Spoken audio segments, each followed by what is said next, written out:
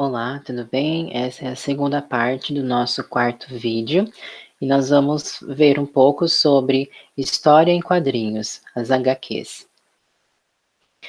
Então, as histórias em quadrinhos têm algumas características específicas que são particulares delas, como por exemplo, elas são um gênero narrativo do tipo que usa os recursos visuais e narrativos, as falas dos personagens visuais, porque são utilizados desenhos também. As histórias em quadrinhos, elas abrangem diversos gêneros, desde o público infantil, com as histórias mais lúdicas, também romances, ficção científica, né, os super-heróis, que são as mais conhecidas, mas existem diversos gêneros que são abordados pelas histórias em quadrinhos. E uma característica bem peculiar delas, que elas são, né, desenhadas, né, produzidas por meio dos quadrados, né, dos quadros, em que fazem uma sequência ao longo da história, e as falas dos personagens, elas são colocadas dentro de balões, como por exemplo esse daqui, que representa um balão de fala, e esse outro balão aqui, que é uma nuvem, né? Ele representa um balão de pensamento. Quando o personagem está pensando, tendo alguma ideia, geralmente é usado esse tipo de balão. E uma outra característica peculiar também das histórias em quadrinhos são as onomatopeias, que são essas expressões aqui em palavras que são utilizadas para expressar sons, por exemplo, de batidas, de explosões, de tiros. Então, usam essas palavras, essas expressões para representar esses sons, também por meio dessas palavras. E como que surgiu as histórias em quadrinhos? Então, tem estudiosos que consideram que as pinturas rupestres feitas lá pelos homens primitivos, né, das cavernas, por exemplo, né, os seres humanos primitivos, essas pinturas podem ser consideradas um registro, né, de uma história em quadrinhos. É claro que com uma característica bem diferente, né, de uma história em quadrinho atual, mas as pinturas rupestres também foram utilizadas como uma forma de expressar também, além de pensamentos, ideias, mas também de contar uma história, né, de uma forma sequencial por meio dos desenhos. Mas as histórias em quadrinhos, como nós conhecemos hoje, elas começaram a ser produzidas, divulgadas pelas pessoas por meio da imprensa, né, da divulgação, do crescimento da imprensa, né, dos jornais. Então, as primeiras tirinhas começaram a ser produzidas e divulgadas por meio dos jornais. Mas os autores que produziam essas tirinhas ficavam muito presos a esses jornais. E em 1930 começaram a ter as revistas independentes e começaram a publicar as tirinhas que eram produzidas, que já tinham sido produzidas nos jornais. Então, as revistas independentes trouxeram aí uma nova veiculação das histórias em quadrinhos. Então, os autores tiveram uma maior independência em relação aos jornais. E em 1939 surgiu a primeira revista exclusivamente de história em quadrinhos e trouxe a história, né, do Superman, esse personagem que é muito famoso no mundo inteiro, né? Ele tem todo uma visão, né, uma ideologia assim da visão do bem, né? Ele é um ícone, assim, representa o bem. Também ele traz os valores norte-americanos, né? É um personagem muito famoso, muito conhecido. Então, em 1939 surgiu a primeira HQ trazendo a história do Superman nos Estados Unidos. E como que são, né, as HQs pelo mundo? Então, as HQs americanas, norte-americanas, né, dos Estados Unidos, elas são as mais famosas no mundo todo. Então, dentre as histórias mais conhecidas, como por exemplo do Batman, do Superman, tem muitas outras também, né, como por exemplo o X-Men, como por exemplo Homem-Aranha. Então, em muitas outras histórias que são produzidas lá nos Estados Unidos, né, história em quadrinhos, são muito famosas pelo mundo todo, né, consumidas por muitas pessoas pelo mundo todo. Mas existem outras também de outros lugares que também tiveram um destaque no mundo, como por exemplo na Bélgica, tem as HQs das Aventuras de Tintim, por exemplo essa daqui, e também na Itália, né, os HQs também trazendo a história do Tex ou Tex Willer. Então, e nem muitas outras histórias de outros países também tiveram destaque aí pelo mundo, mas as dos Estados Unidos são as mais famosas.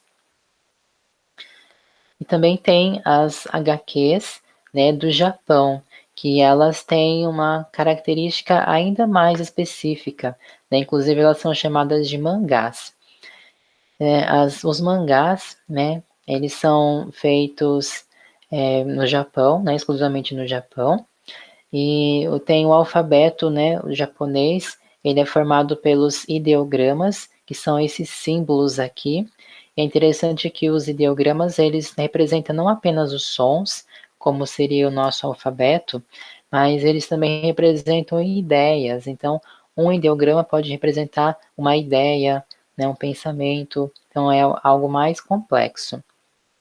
Então, essa é uma das características dos mangás, né, que utilizam os ideogramas. Também a ordem de leitura e a disposição do texto são diferentes, né, dos mangás em comparação com as HQs americanas, por exemplo.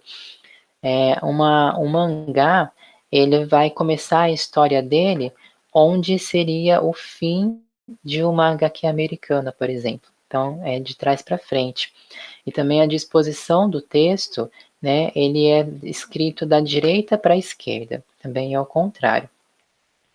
Os personagens também têm características específicas, eles são, né, geralmente desenhados, né, com os olhos grandes, né, e os corpos magros, né, então tem uma característica dos personagens também dos mangás.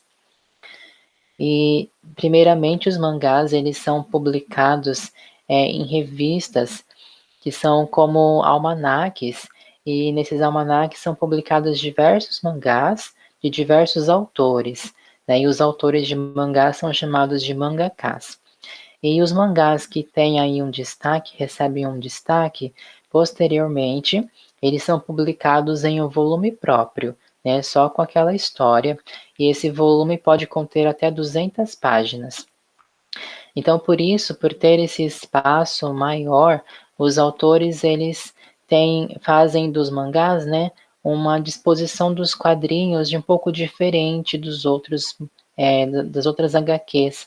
Eles geralmente aproveitam mais, assim, como tem bastante espaço, eles usam menos quadrinhos por página, né? Já é poucos quadrinhos por página, em comparação com as HQs americanas, por exemplo. Então, pode encontrar poucos quadrinhos, até mesmo um quadrinho por página. E também uma característica interessante dos mangás é que as publicações são feitas em preto e branco, né, os desenhos são preto e branco, e também em papel jornal.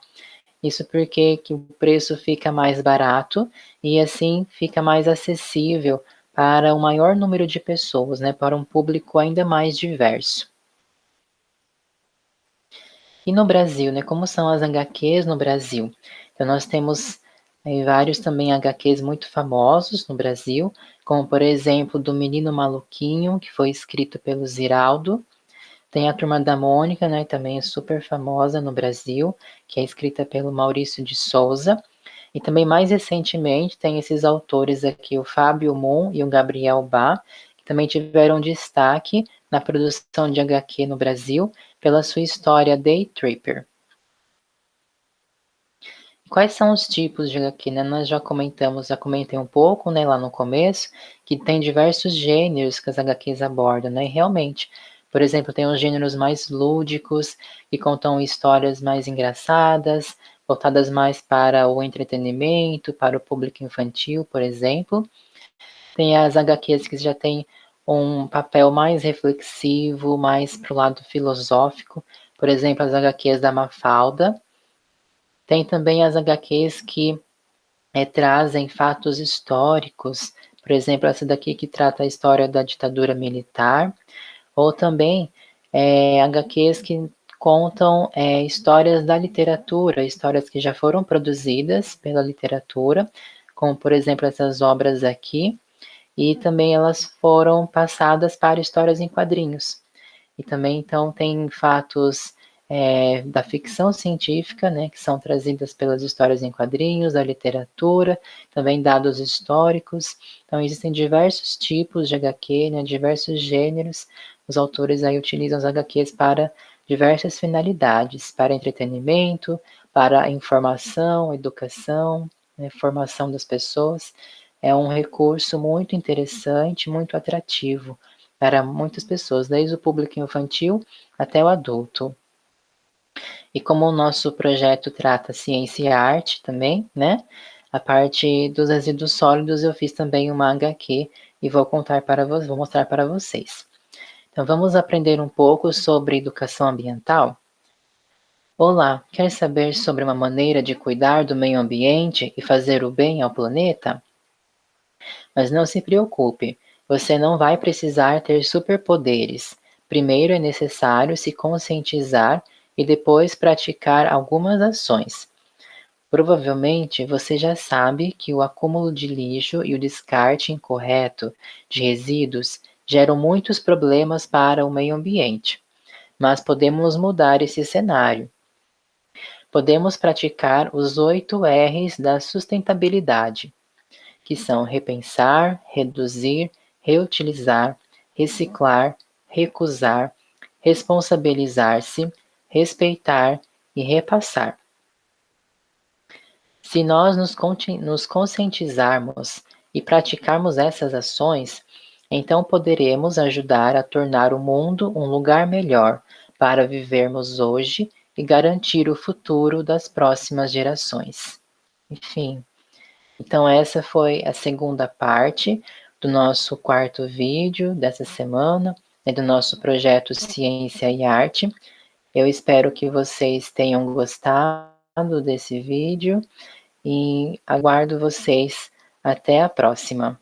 Até mais. Muito obrigado.